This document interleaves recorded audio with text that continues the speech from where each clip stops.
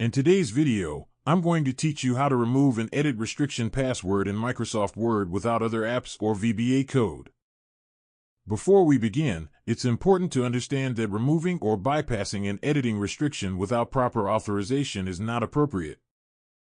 Microsoft Word includes protection features for a reason, and those protections should only be removed if you have the correct permission to do so. If you are working with a protected document and you know the password, removing the restriction is simple.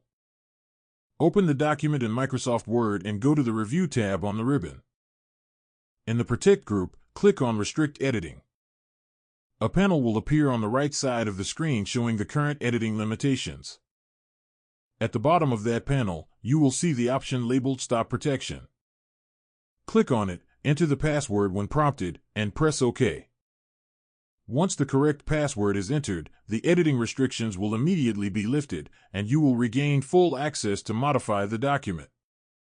However, if you do not know the password, there is no built-in method in Word to bypass or remove it. In this situation, the proper course of action is to contact the person who created or owns the document.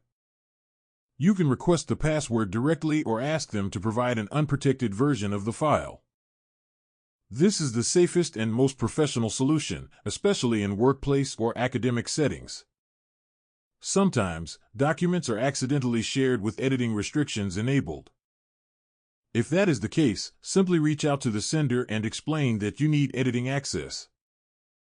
They can remove the restriction on their end by following the same Review tab process and then resend the updated file to you. Understanding how editing protection works is also helpful if you plan to secure your own documents. Word allows you to limit formatting changes or restrict editing to specific parts of a file, ensuring that your content remains controlled and secure. By following the proper and authorized steps, you can manage editing restrictions responsibly and maintain document integrity. If you found this video helpful, let me know in the comments, give it a like, subscribe to the channel, and don't forget to hit the notification bell.